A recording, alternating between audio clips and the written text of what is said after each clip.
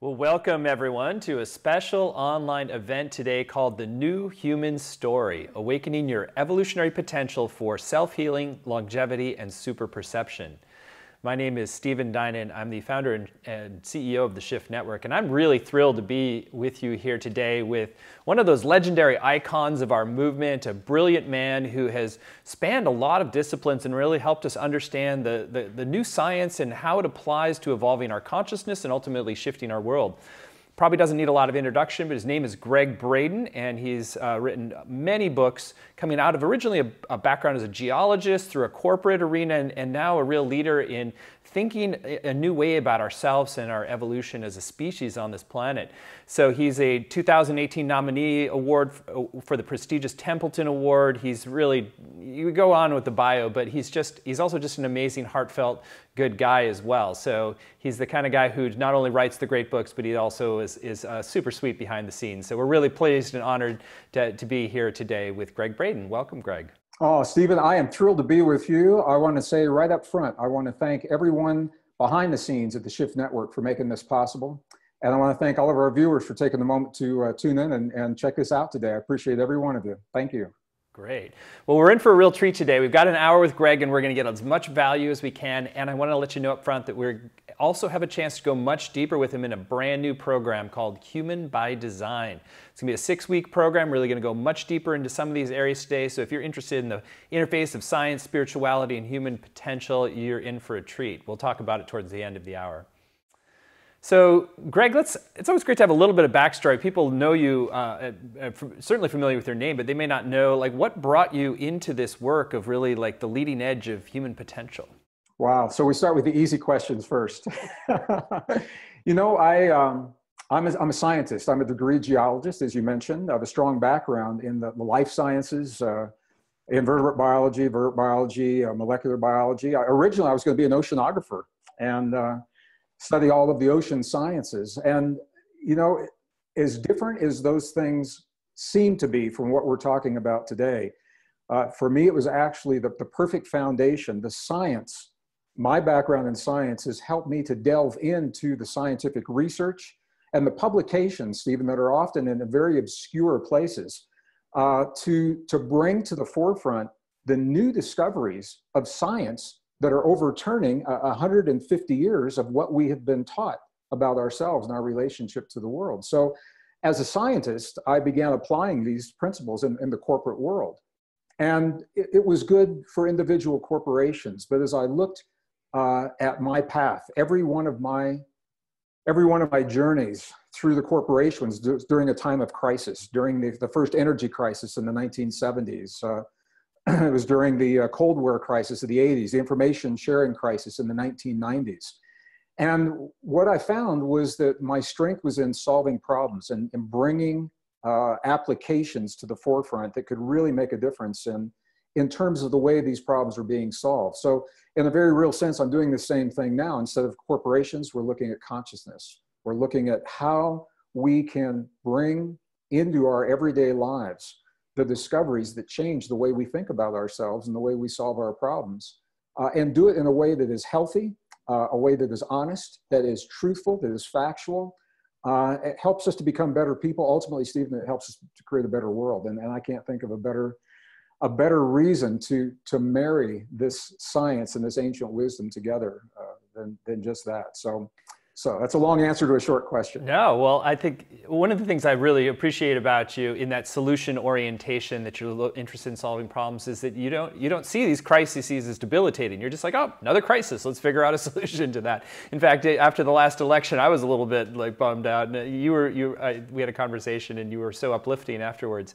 And I think that perspective where you're saying, oh, every crisis is an opportunity for evolution. And so whether it's an environmental crisis or political crisis or an economic crisis, these breaking down of old patterns is really part of the design of how evolution works. So let's talk about like some of these new discoveries and how they relate to getting through the crisis we're in. Well, the new discoveries that we're going to focus on in this particular course are the discoveries about us. There are many other discoveries about the Earth and about our relationship to the Earth, but I want to really zero in on the new discoveries about the human body, Stephen, and our origin particularly the new discoveries that are telling us that evolution, as Darwin presented it, is not our story. The evidence no longer supports evolution as we've come to understand it in the past. That is powerful because it frees us to look into the new directions for where the evidence is leading. And what's made all this possible, Stephen, is I love to say this, what used to be science fiction is now science fact. And if I'll just speak right to our viewers, you remember Jurassic Park? We all thought that was science fiction when it came out. But now what we can do is very similar to what was done in Jurassic Park. In the film, they were able to extract DNA from the fossilized remains of ancient forms of life. In the movie, they reconstituted them, brought them to life. We haven't gone quite that far yet, I don't think. But we can extract the DNA from the forms of life that were believed to be our ancestors and compare that DNA to us today. And lo and behold, it's telling us that we didn't come from these forms of life, as we've been led to believe, number one. Number two, the way that the DNA has formed that gives us our uniqueness as humans, our ability for sympathy, empathy, compassion, self-regulation. The way that DNA has come together is not the product of evolution alone. And the scientists are saying this.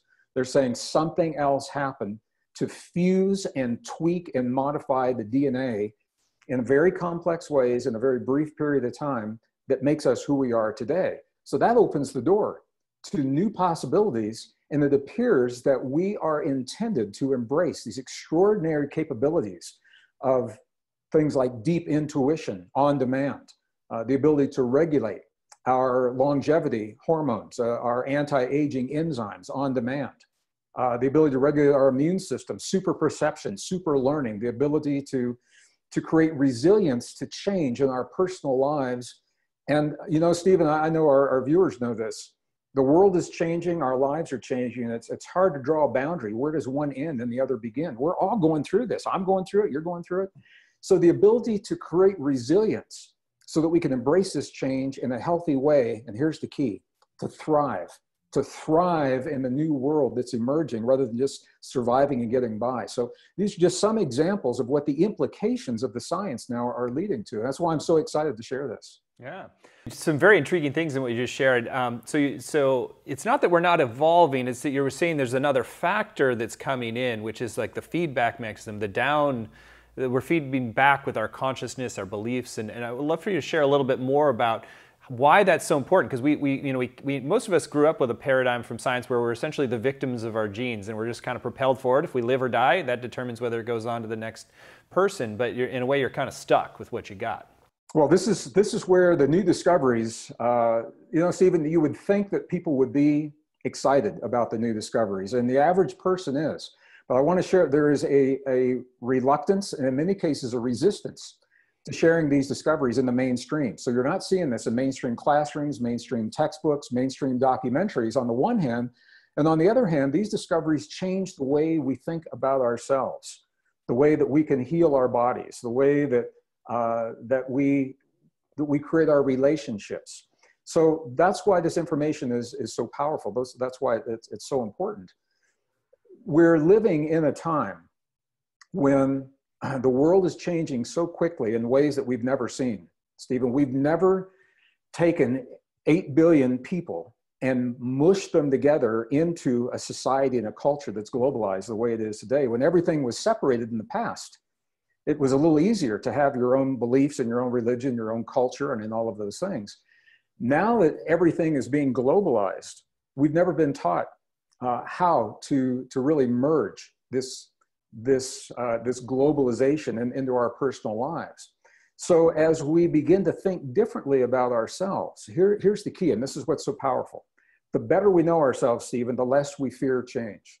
The better we know ourselves, the better equipped we are to deal with whatever life brings to our doorstep.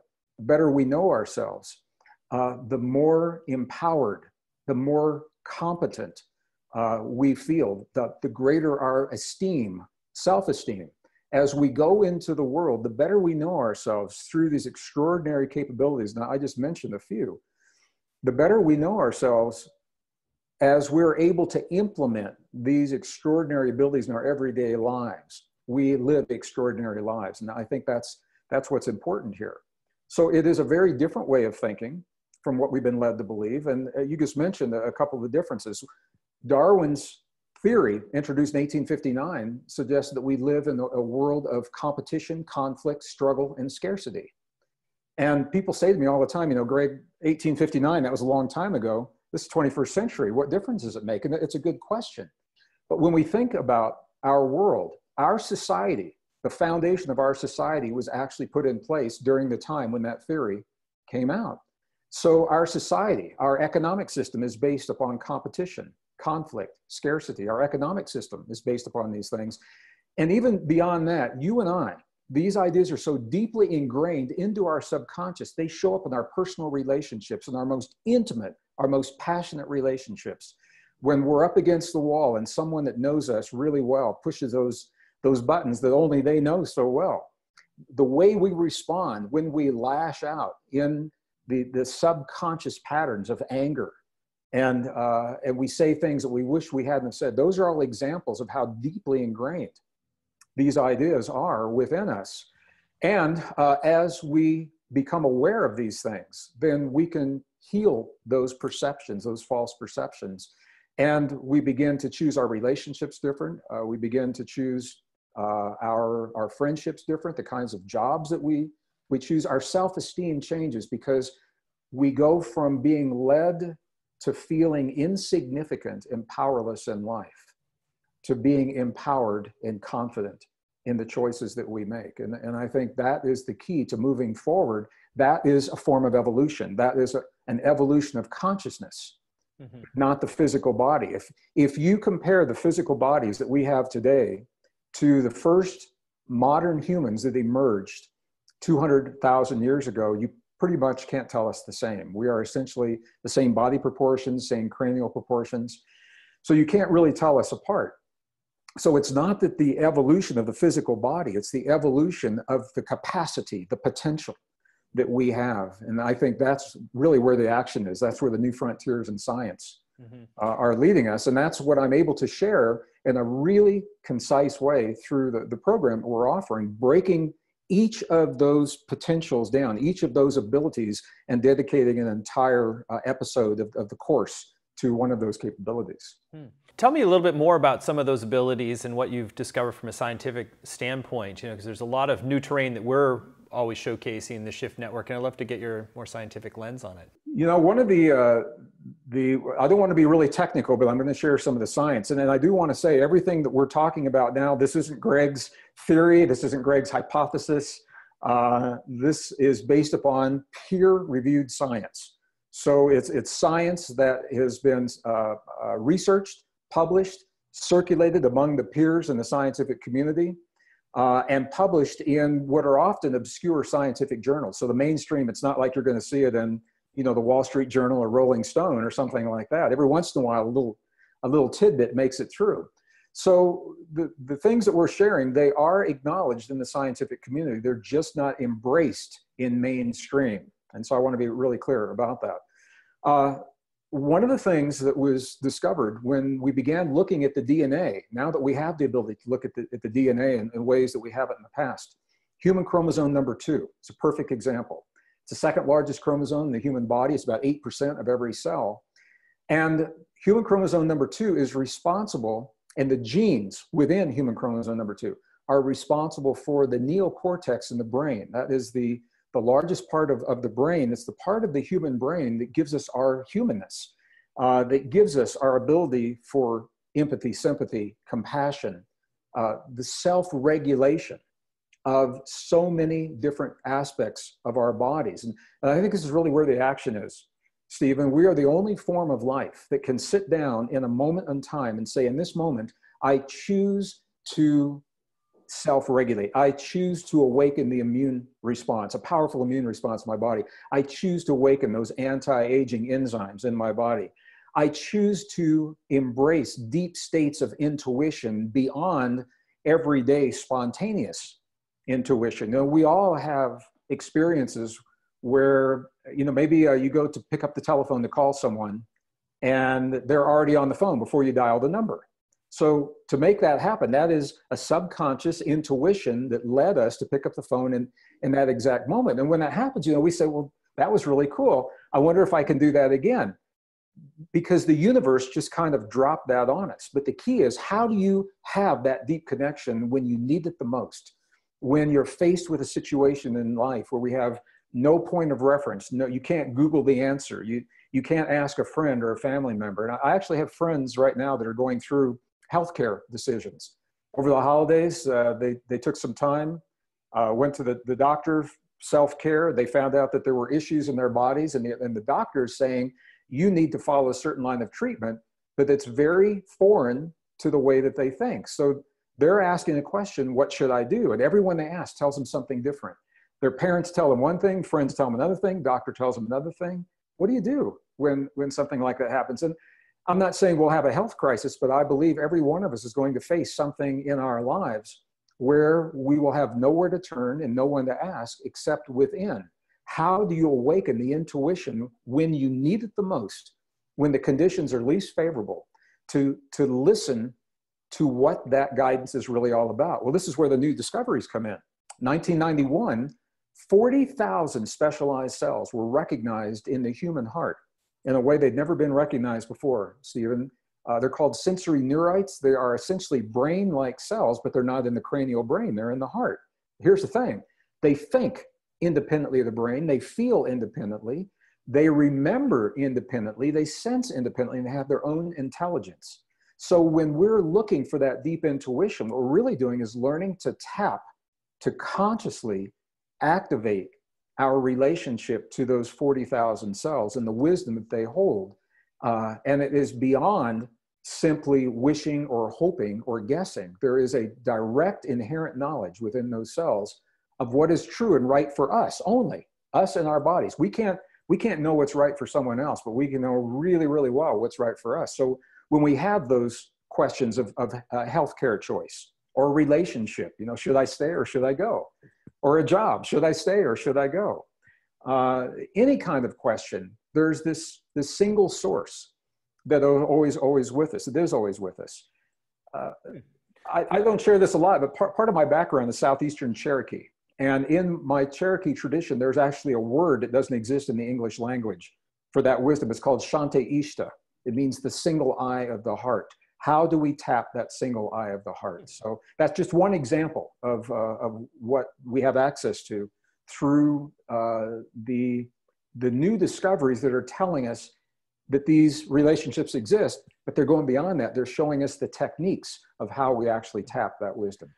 Let's talk a little bit about heart-brain harmonization, since that's something that we described on the page and it relates to what you're sharing, so that you have this heart intelligence that then can be synchronized with your brain with certain practices. Right. Well, this is a new language that is describing a very ancient relationship that our ancestors, many indigenous traditions have known for a long time. These 40,000 cells that we have in our heart, as I mentioned, they operate independently of the cranial brain. So we've been taught, I'm a scientist, and I've been taught that the brain is where the action is. The brain is the master organ in the body. And I work with other people, musicians, artists, very right brain people. They say, the heart is where the action is. The brain is secondary. And the reality is that both of these organs work together. They work in harmony. And we have the ability to consciously establish an even stronger relationship between our heart and our brain, to harmonize the heart and the brain, two separate organs, but we harmonize them into a single potent system that becomes the doorway for so many of the potentials that I've just mentioned, the longevity and the immune response and intuition and super learning and super perception and resilience and all those things. As different as they are from one another, they all result from our ability to harmonize the heart and the brain. And the techniques are very well known for many people. The question is, once you get to that place, once you establish the heart-brain harmony, now what? What do you do? And this is where we have the opportunity to take these techniques even further. I'm in my mid-60s right now. I've spent much of my adult life, over 40 years of my adult life, studying indigenous traditions and going to the places and the monasteries and the nunneries and with the shamans and the healers and the monks and the nuns from different cultures, Stephen, to understand what it is they know that we've forgotten or that we're only beginning to understand for the first time here in the West, and how they've learned to apply these things in their lives. Is a perfect example. You know, science began about 300 years ago. We say science began during the time of Isaac Newton, 1700s. And for 300 years, science has been asking the question, are we separate from everything else, or is everything connected?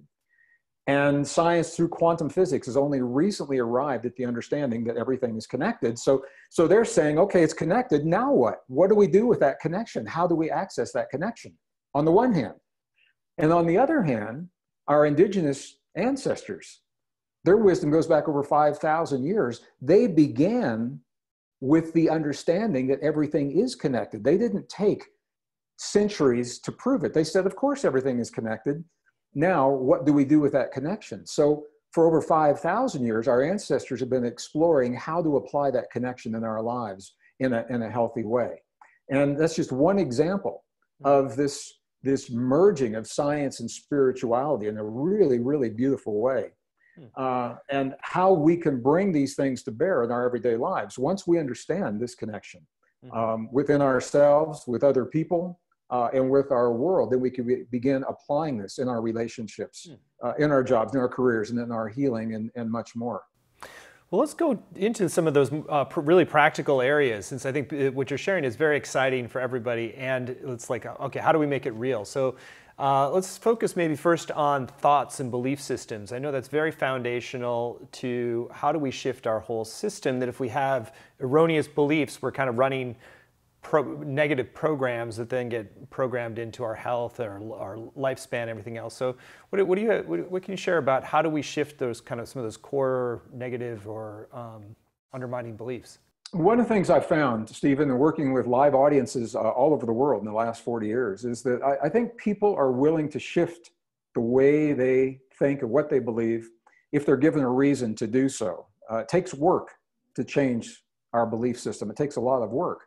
So this is why I think where the science comes in. When we can see through the science the mechanism of how something works, then there's a shift that begins within us that allows us, we have to do one of two things. Once the science shows us the relationships, we either discount what we've seen, we say, oh, we don't believe that, or we embrace it, and our belief system has to change to embrace that new discovery. Now, those are conscious beliefs, but I think what you're talking about and what a lot of us are dealing with are unconscious beliefs. Beliefs that we didn't choose consciously, that are part of, instilled within us through our society, our culture, our parents, since our childhood. And this is where this relationship between the heart and the brain come in. Because if you're going to shift a subconscious belief, we must communicate with the subconscious in a language that the subconscious recognizes. It makes perfect sense to me. So to communicate with that language, once we harmonize the heart and the brain, that is like a doorway. And that doorway now is available to us for many things that we can choose. We can choose to use that doorway to reprogram subconscious patterns, and we'll have a course module on that. We can use that doorway for deep intuition, to awaken deep intuition. We can use that doorway to enhance learning and perception. And these are techniques US military, intelligence services are actually using these techniques to sharpen the perceptions of the people that they employ, military before they go into the battlefield, but we can use it in our everyday lives. So it's all about, once we create this doorway, how do we walk through the doorway and awaken these individual capacities, these individual potentials in our lives? So if we're going to change the way we think and the way we believe to access that subconscious pattern, we now have direct access without hypnosis. We have direct access to go into our subconscious and shift those patterns and do it in a really, really healthy way. This all comes back to the key word, Stephen, self-regulation. We are taught that we're powerless and helpless and insignificant beings in the world. And I got to tell you, from the time I was a kid, it never made sense that we would find ourselves plop down this beautiful world without the ability to somehow communicate with ourselves in the world, and without the ability to regulate our relationship to the world. So our indigenous ancestors now are telling us, yes, you do have those capabilities. The science is showing us the mechanism to awaken them. And when you bring those together, when you bring together the science that shows us the nuts and bolts and the wisdom that shows us how do you do it, then we can embrace these in our everyday life. We can do this in our living rooms, in our everyday lives. You don't have to go to a monastery on a mountaintop halfway around the world. You can, and it's fun to do it, but we don't have to do that any longer. This is contemporary mysticism is what we're dealing with now. Love it. And that's really at the foundation of the new story, the new human story that you're talking so eloquently about. Well, there's a couple of areas that we said we would talk about that I think would be interesting. So one of them is mirror neurons, and how does that relate to what you've been sharing? What are the insights there that allow us to shift these core patterns much more rapidly? You know, Stephen, this is one of those discoveries. The thinking was, because we are so far along in medical science, and we've been doing amazing organ transplants and things successfully for so long, the thinking has been that we are successful with all of these things because we pretty much know everything there is to know about these things. So it was a surprise as recently as 2004 when a new discovery was made of specialized neurons in very specific places in the human brain that are called mirror neurons. Now, I know our viewers are familiar with neurons in terms of brain function and the term firing. When a neuron is activated, we say that neuron is firing. Here's the thing about the mirror neurons. They fire when we're having an experience. So if we're on the playing field, playing soccer, or if we are, playing a musical instrument, or, with friends, doing something we really enjoy, our mirror neurons fire when we're having the experience. But here's the key. They also fire when we witness someone else having the experience. And that was the discovery. In other words, these neurons, our brain doesn't know the difference between us having the experience and us witnessing the experience. I'm going to invite our viewers just to think about that for a minute and how powerful that could be in your life.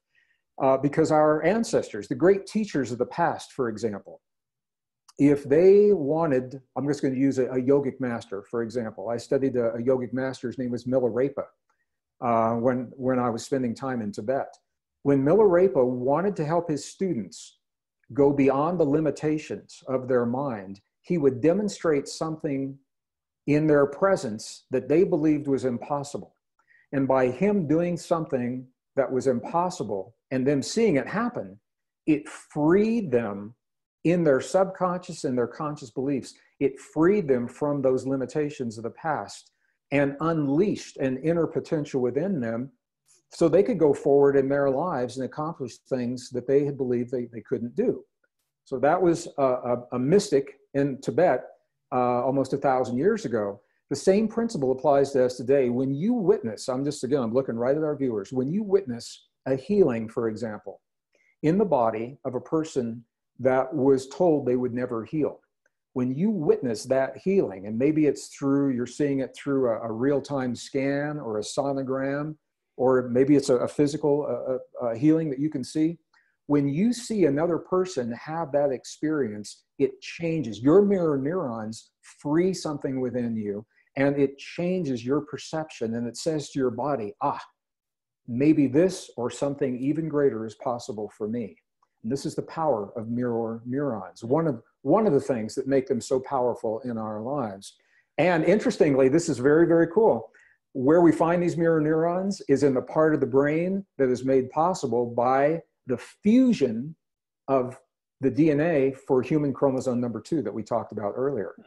So whatever happened 200,000 years ago that was not through an evolutionary process that gave us human chromosome 2, that gave us a brain 50% larger than our nearest primate relatives, that gave us the neocortex, now it is also what makes these mirror neurons possible in our lives.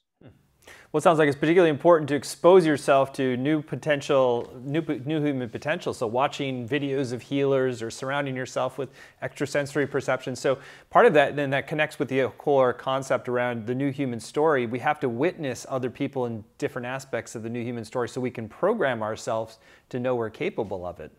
Absolutely, Stephen. And there's so much potential. We're steeped in a story of helplessness and powerlessness. And I've said this is the third time, I won't say it anymore. But it's so important because based upon that story, that is where our self-esteem comes from, and that is where our view of life itself comes from. We're living in a world, and I'm just going to be very honest with you and our viewers. We're living in a world where we're witnessing atrocities that are just unthinkable and unspeakable. And they are only possible because of the way people have been led to think of themselves. They hate, for example.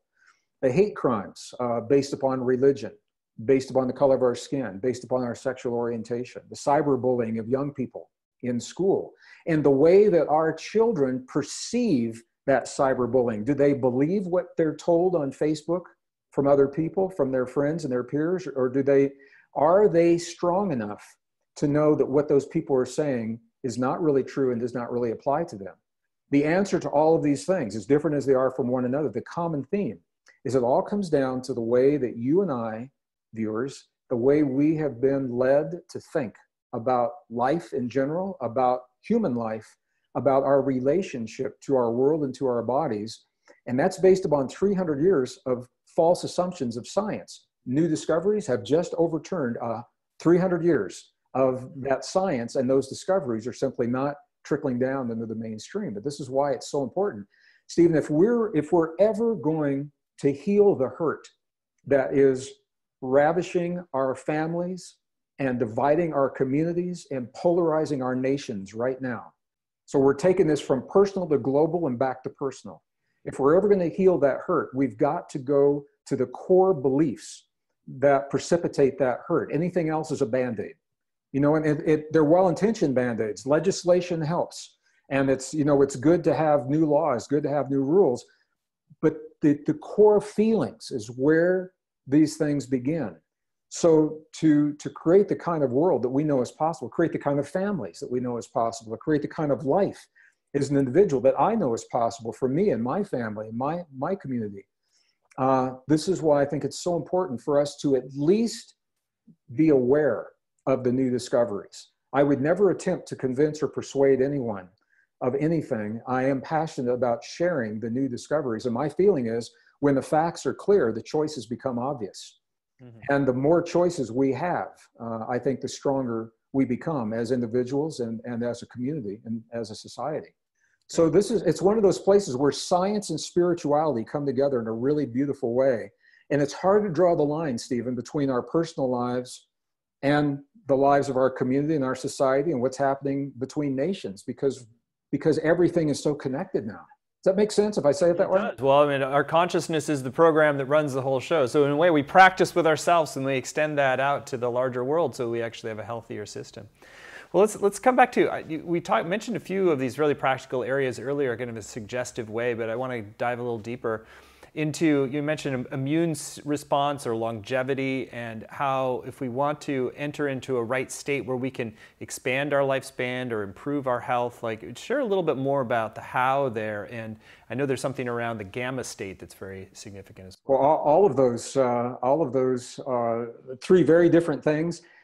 This all comes back to self-regulation. What we know is that we are imbued with the ability to consciously regulate all the things you've mentioned and much more, Stephen. And we do it through the relationship between our heart and our brain and the emotions that we choose to create. So for example, you mentioned longevity. 2009 Nobel Prize was awarded to Elizabeth Blackburn and her co-discoverers, Carol Greider, from Stanford University, Elizabeth Blackburn from Stanford University, for the discovery of an enzyme that was always found near the ends of the DNA in the cells, but they weren't really sure what this enzyme was all about. The purpose of this enzyme, it was discovered, was to first stop the erosion of the ends of the DNA that actually protect the rest of the DNA as we go through the cell division. Every time a cell divides, the DNA has to remain intact for each cell division. And there's a portion of the DNA is called telomeres, or telomeres, it's pronounced both ways, right at the end of the DNA that does just that. It's a protective cap.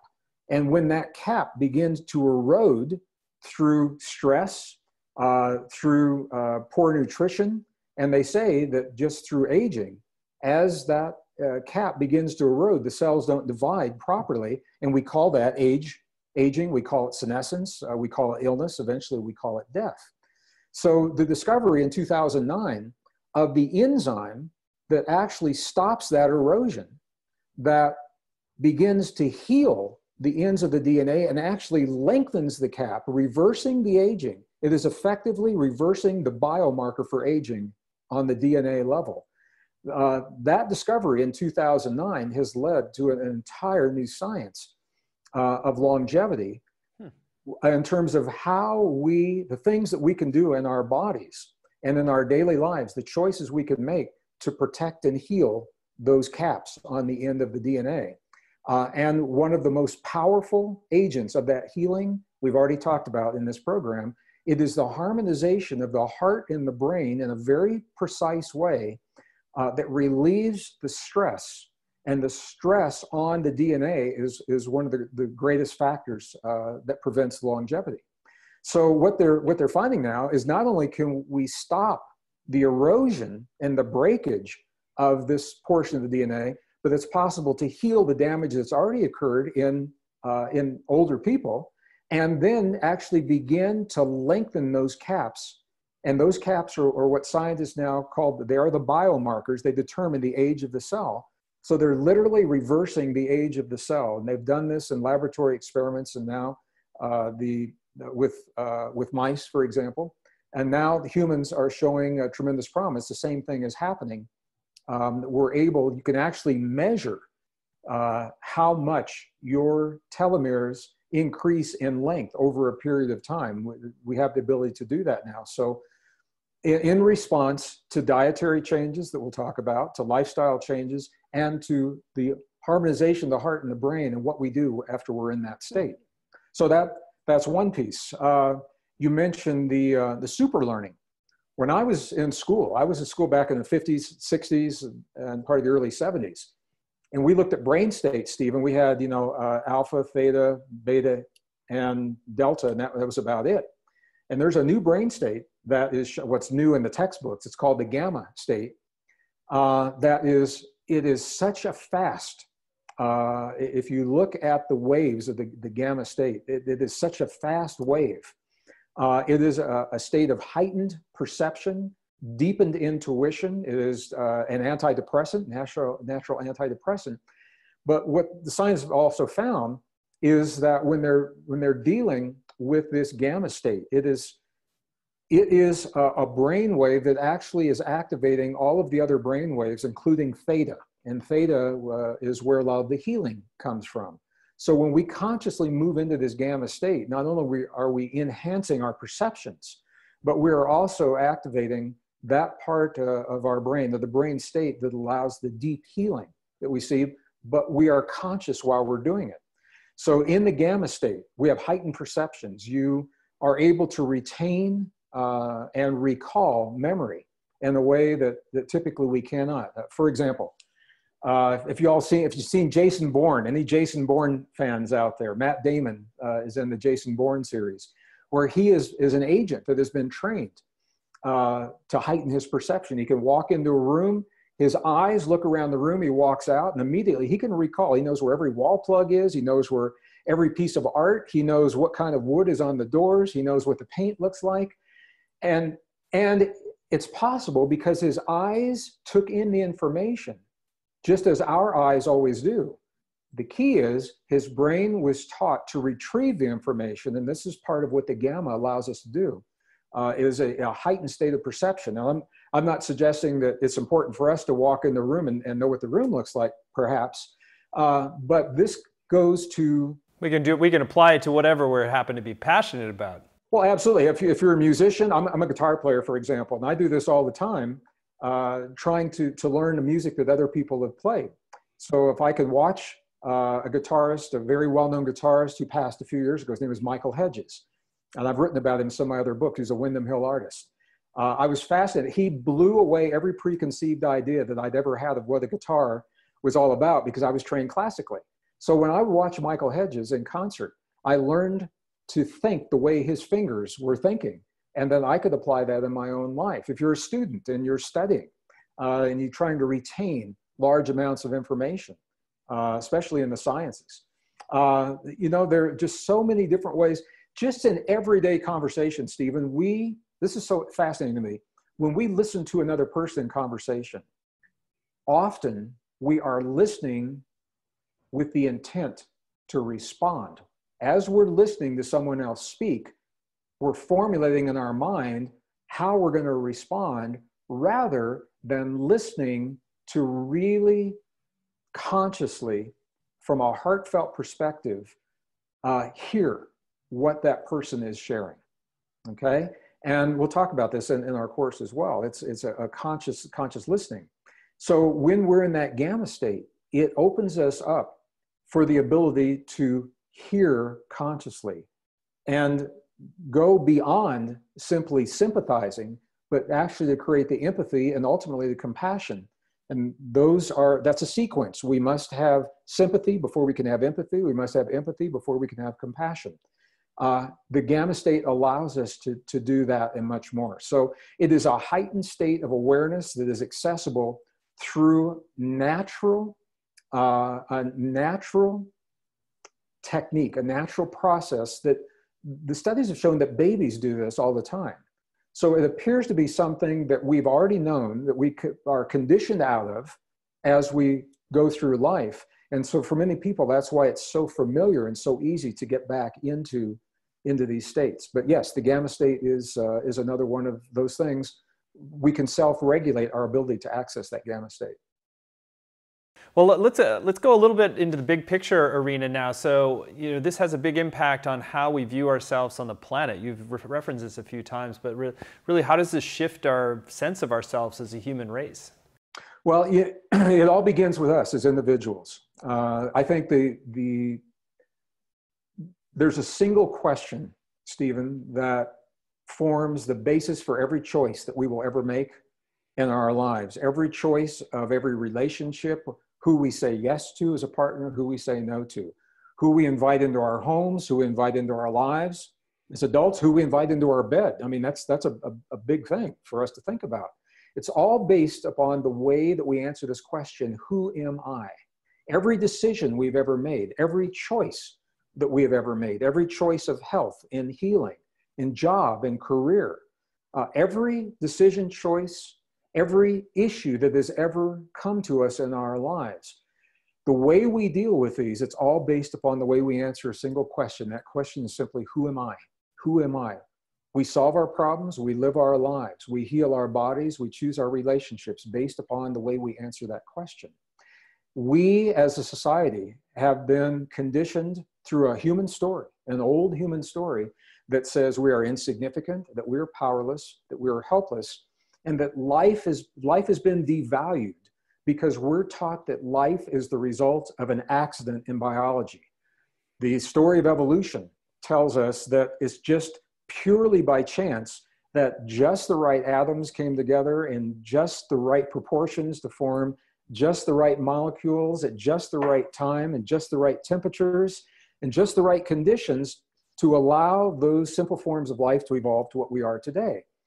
That is a relatively sterile way of thinking about life, and it leaves us with a feeling that really, while it's interesting, that there really isn't something so powerfully special about life. And because of that thinking subconsciously, Stephen, it's reflected. In the world around us, we could only have the war and the atrocities. We can only have the abuse of other people, domestic abuse, and young people abusing their bodies through drugs and through all the different ways it's happening. That would never happen in a world where we are taught to value human life differently. The science now, the new discoveries are giving us the reason to shift our thinking. They're saying, and I want to be very honest about this, I don't know what did happen. And science doesn't know what did happen, but this is the key. We now know that evolution, as we've been taught, is not our story. That frees us to now follow the evidence to the new story that it's telling, rather than attempting to force the evidence to fit into a preconceived story, which is what we've done for 150 years. So for 150 years, every iota of evidence, all the fossils, all the DNA, all the cave paintings and the relics and whatever we have, the physical evidence, the attempt through academia and through science has been to force it into the Darwin's theory of evolution, into the evolutionary family tree, and say, these beings descended from these beings and so on. That's very different than allowing the evidence to lead to whatever story it's telling. So my invitation, and one of the reasons I think this is such a powerful body of information, is to free our young people from the shackles of being tied to this old story and allow them to follow the evidence to wherever it's going to lead.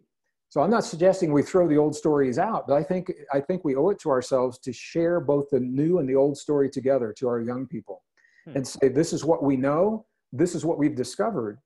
I think about this all the time, Stephen. What would it be like to have an entire new generation of young people from the moment they begin learning about themselves to understand that they are empowered to self-regulate so many facets of their own being, that they are connected with themselves, they're connected with other people, they're connected with the world. They live in a world of nature based upon cooperation, where nature likes them and wants them to succeed. What would that world look like? I don't think we're going to have to wait long, because I think we're about to find out a new generation is embracing these new discoveries. And we're the bridge. We are the bridging generation that is now making it possible for the young people to embrace the new discoveries while we still have one foot in the old world based upon the old beliefs. So it's a really interesting time. And that's why I think this information is so powerful. For the first time in a very long time, in 300 years, we have the scientific reasons to shift what we have been taught about ourselves. And now we have the indigenous wisdom that shows us how to apply that shift in our lives so that we can become better people. We can become the best people we can be and create the best world possible for ourselves and our children. And I think ultimately that's really what this work is all about. I've heard the phrase evolution by choice, not by chance. And I think that's really right at the foundation of a lot of what you're sharing with us. So very exciting. I know we planned to go a little bit more into the NSA and CIA, but more to come in your upcoming program. So let's make sure we have a little time to talk about that now. So we're very excited that you've partnered up with us to create this program. It's called Human by Design, Unleashing Your Higher Potential for Self-Healing, Longevity, and Super Perception. So what Gregg has really made so clear in this hour together already is just that the ability to self-regulate with these more advanced techniques can affect everything from our belief systems to our immune systems down to the telomeres that are determining our lifespan, and really has a huge impact on our quality of life. So there's the way in which a lot of things that have felt like we're just stuck with, we actually can get in there and tinker with and change and evolve and shift and make new possibilities happen. And to do that with the grounding in science actually helps us to know that it's possible, because sometimes if science is telling us one strong story that's not possible, then we're going to take that in. And so having the science combined with the different kinds of transformative disciplines allows you to make shifts more rapidly. So you can see this program at the web URL humanbydesigncourse.com. Again, that's humanbydesigncourse.com. It's going to be a 6-week program, and it's going to go into some of these techniques that we've talked about today about how to harmonize your heart and brain, and how to develop self-regulatory skills, and how to work with the gamma state, and how to get into beyond these isolated nation-state belief systems into really believing and feeling ourselves as one human family, and how to basically just really become more better and more skilled at empowering yourself so that you can be a radiant example of what we're all living into. So this program doesn't have any prerequisites. It's really for anybody who's interested and passionate about growth and exploration and new possibilities. And and Gregg has always been probably one of the most skilled people out there at taking breakthrough scientific discoveries and making them simple and fun and practical. And so you'll both get access to the new science and you really learn how to apply it in your life. So Gregg, I'd love for you to share a little bit more about the program and then take us on a tour of what people can Thank you. I'm excited just hearing you share about the program as a listener. So thank you. Thank you for that. It's a multimedia presentation. It's not just me speaking. It's very visual, a strong visual component. And, you know, for me, there is a lot of science out there that's telling us the new discoveries, and then they stop. And I always feel a little shorted by that, Stephen. I think, okay, here's the discovery. Now what? What do I do? So in this course, I wanted to go beyond simply sharing the discovery. We will do that. And I want to be really clear. I'm going to share the science, but it is not a tremendously technical course. You don't have to be a scientist. But the science is actually very simple.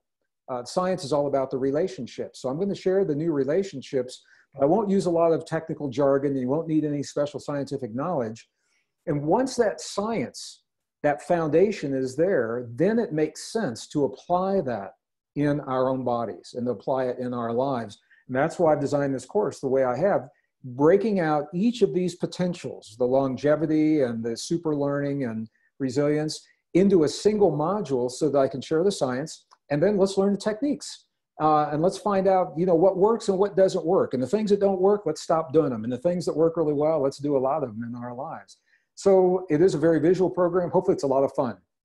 It's fun for me to share this because it's a new story. You know, there was an American author that said, who are we but the stories we tell ourselves about ourselves and believe? And think about that. Who are we but the stories we tell ourselves about ourselves and believe about ourselves? Well, there's a new story that's emerging, and it is a beautiful, powerful story of self-regulation. It is a powerful story of human potential. And it tells us that we are absolutely not what we've been told, and we are much, much more than we've ever been led to believe. I can't think of a more exciting way to share these 6 weeks together. So thank you for giving me the opportunity to talk about that, Stephen. I appreciate it. Well, I encourage you to go to the page at humanbydesigncourse.com and really give this a good, thorough read. You can read through the modules or Human by Design and Coherence, the key to maximum human potential and thriving in life's extremes, deep intuition on demand, really taking these breakthrough understandings and making them practical in your life. So not only do you get these 6 class sessions with Gregg, which will have live Q&A time. It's going to be on video, so there's that interactive component. It'll be a lot of fun since we create a real global community around these courses. You also get video recordings afterwards. You'll have time in small groups if you want. You can do weekly exercises at home. You get MP3s, so if you want to listen back to the course again at the gym or something, you can. And then also a PDF transcript, since a lot of people learn through written word even better, so really solidifies the learning for the long haul. So you get PDF transcripts of every session. We also have some great extra bonuses in this program, all from Gregg. One is the Science is Now in Forbidden Territory, Revelations of the New Human DNA Studies. This is a brand new video. Gregg, you want to share anything about that? Absolutely. You know, the science, we've asked science to tell us who we are. Science is beginning to tell us who we are, and a lot of people, the scientists, don't like where the story is going. And the DNA is where the action really is. The DNA studies are what have made this course possible for me to offer now. I couldn't have offered this 5 years ago because the DNA simply wasn't there. What the scientists are actually saying now is the DNA that gives us our humanness, that gives us our uniqueness, our ability to self-regulate, is not the product of evolution as we have been led to believe through Darwin's idea of evolution. They are saying, and this is where they have to stop, they say it appears to have an intent.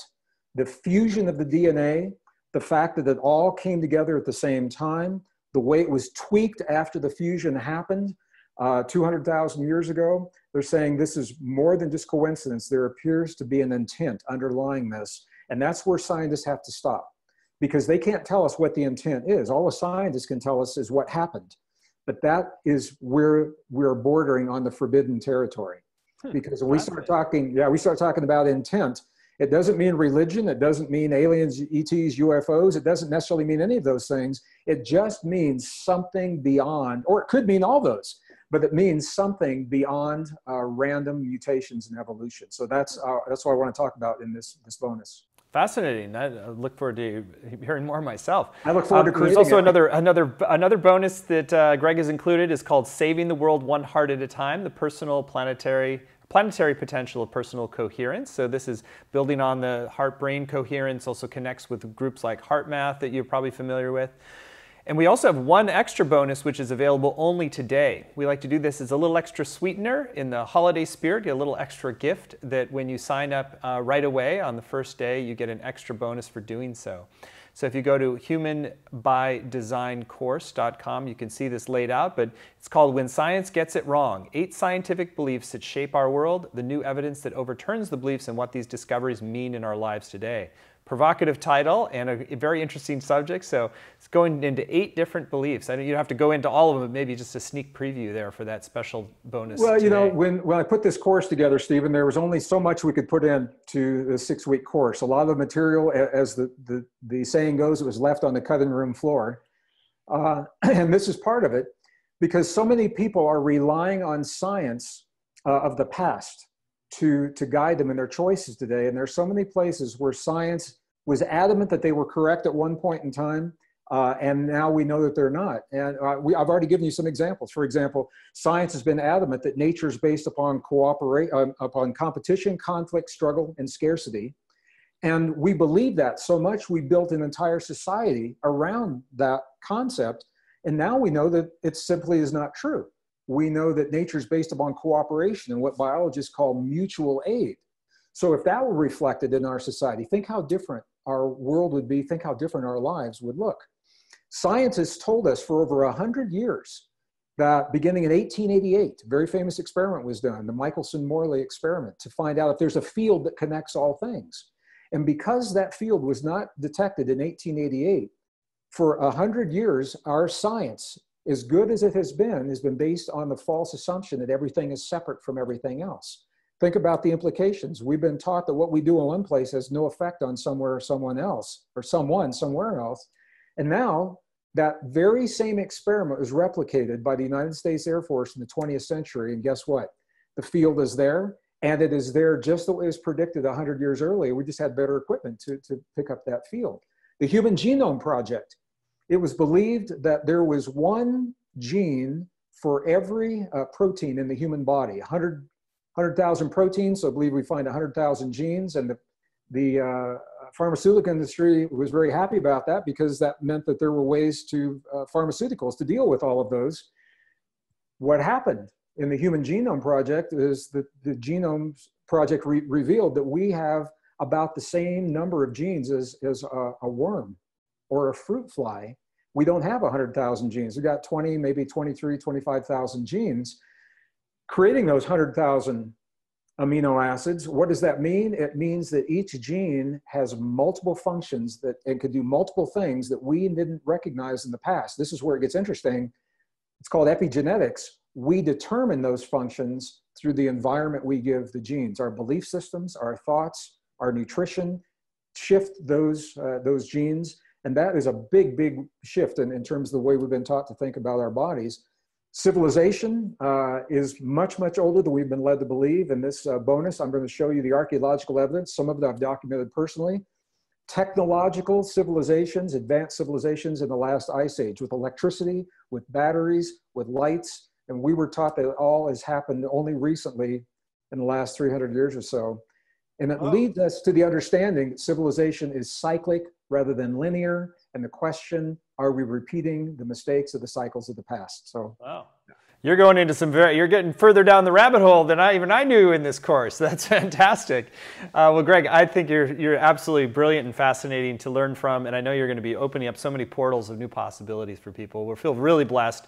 Again, you can find all the details at humanbydesigncourse.com, humanbydesigncourse.com. You get this extra bonus, which is almost like a full course in itself when you sign up today, so I strongly encourage you to do that. A few other things I forgot to mention. It starts January 23rd. It's going to run on Tuesdays at 5 Pacific time. Even if you can't make the live time, you can still get the full value with the recordings and the downloads and the transcripts. And we've kept it super accessible. Still, this 3 payments of $109, or you save about 10% when you pay in full at $297. So again, you can get all the details at humanbydesigncourse.com, humanbydesigncourse.com. I encourage you to read through all the testimonials. People rave about Gregg because he just is always expanding the paradigm of the possible and being bravely going into some pretty more far out there territory with previous advanced civilizations. Now that's intriguing. You know, it changes the way we think about ourselves, Stephen. And I think the more honest, this is the thing, with science, if we could be truthful, honest, and factual about who we are and where we've come from, it informs us so we can make really good choices in our lives today for ourselves and for our children. And I think that's really where it's at. I think that's what's important. Amen. Well, it's going to be an amazing program. You can find Human by Design at humanbydesigncourse.com. And we look forward to welcoming you into the program, and do sign up by the end of tonight so you get the extra bonus that goes deep down the many different rabbit holes with the eight different fundamental beliefs that science got wrong. So Gregg, what a great hour with you. Any final thoughts that you want to share with folks? I want to say to our viewers, I look forward to sharing 6 consecutive weeks with you. I built this studio. We've got new equipment, new technology. This is going to be a very visual program so that I can share this with you in the best way, the most honoring way possible. So I want to honor you. I want to honor your time. And I appreciate you sharing your time with me. Thanks for checking this out today. Beautiful hour. Thank you for this time, and thank you for the upcoming program, Human by Design. Check it out. Get signed up today at humanbydesigncourse.com. Thanks all. Thanks, Gregg. Blessings.